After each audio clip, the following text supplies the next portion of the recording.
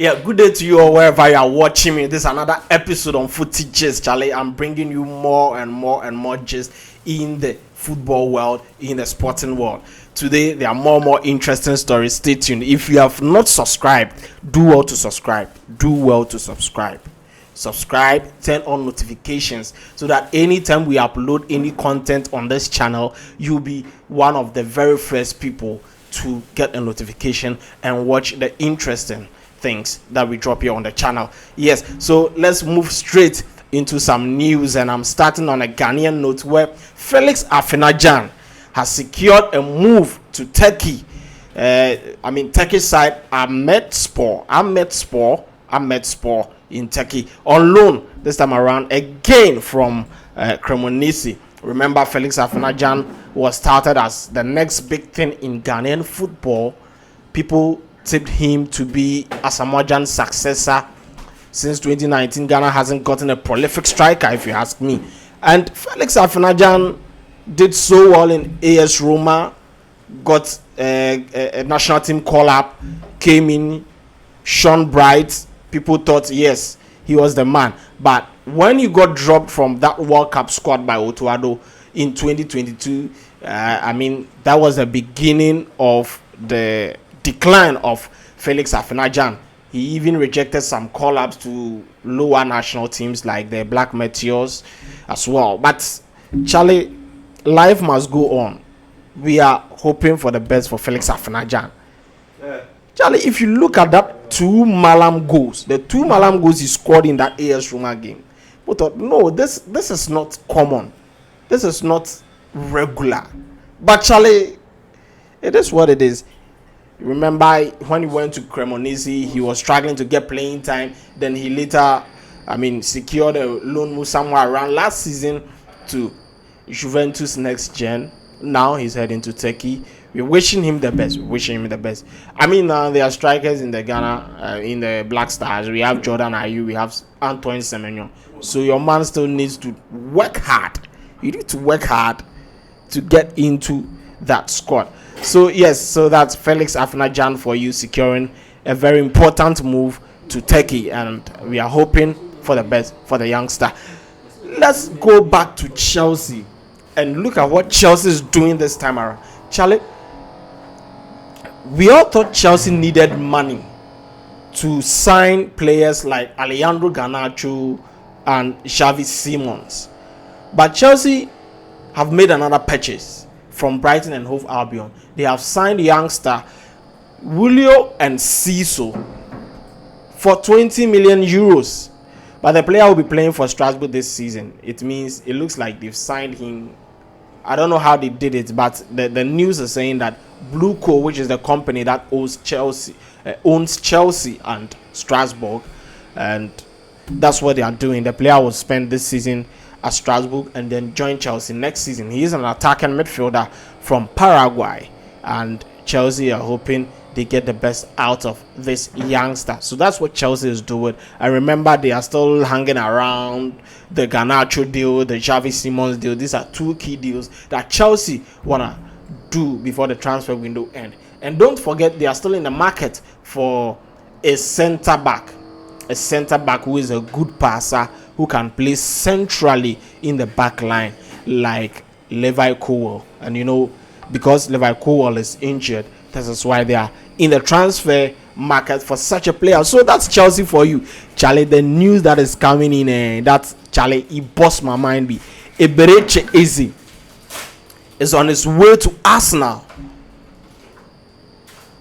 He has swerved Tottenham Hotspur and is signing for Arsenal for around £60 million. You know why? Tottenham Hotspur were close to signing this player, but the player has chosen Arsenal.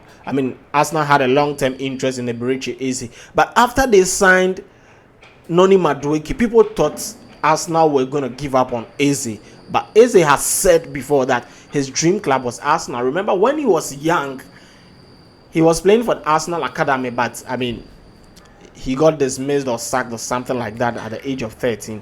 And in a recent interview, he was saying he was so sad. He cried when he left Arsenal. Arsenal's probably the hardest. Yeah. My dream is to play for them. So hearing them say no at 13, that was tough. And I remember like training after I got released and couldn't like focus. I was just crying. I was training like balling. So it looks like a very emotional return to the Emirates, and Eze will be looking forward to doing his best for the Ghana. Charlie, Arsenal fans, no excuse. Arsenal must win the Premier League this season. Arsenal must win the Premier League because there is no place in the squad where you will say it's lacking. In my opinion, I don't think so. Maybe on the left wing, there's Martinelli, who is not so consistent. But then his backup, who is his backup? Is it Trossard or Madueke? I don't know, but that's just a little thing to talk about. It's not really major, if you ask me. Arsenal have David Raya, they have Kepa as a backup, they have Ben White, they have Gabriel, the two Gabriels, they have Saliba, they have Lewis Kelly, Zubimendi replacing Thomas Partey, a very good replacement. Mosquera is on the bench. Bukayo Saka, Martin Odegaard, and Eze is coming to join. Charlie, and you have who? Victor Gyökeres. Bro, no excuse for Arsenal this season. I beg you, no excuse for Arsenal this season because the players you've bought. Can you imagine when the commentary is on? This is Ben White, finds Zubimendi, locates Bukayo Saka back to Odegaard, Eberechi Eze, a blockbuster shot.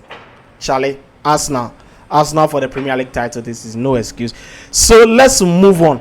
This is another surprise transfer. Grêmio are pushing to get Arthur Melo from Juventus, and I mean, this looks very sad because Arthur Melo at Barcelona was touted as the next Xavi Hernandez, but that swap deal between Arthur Melo and Miralem Pjanic of Juventus was where we never saw the best of Arthur Melo again. He's played on loan for Liverpool and other teams as well, and it has not really worked out. And now, 29 years, he looks to be heading home back to Grêmio, where he signed from, to Barcelona. So that's Arthur Melo for you. A surprise transfer for me today. That's one of the surprise transfers I am hearing today. He never, reached his potential, and that is very, very sad. Now, Manchester City themselves, talking about Tottenham Hotspur losing Eberechi Eze. Manchester City themselves looks like they've decided not to sell Savinho again. Tottenham wanted Savinho, they wanted Eze, so that they could get a strong front line. But now Manchester City are saying no, they want to keep Savinho, and so it looks like Tottenham Hotspur are missing out again on another attacker. So it doesn't look likely for Spurs to sign Savinho, the Brazilian winger. I mean, they've turned attention to players like Tyler Diblin, Morgan Rogers as well. As to whether these deals are going to happen, it will only take time.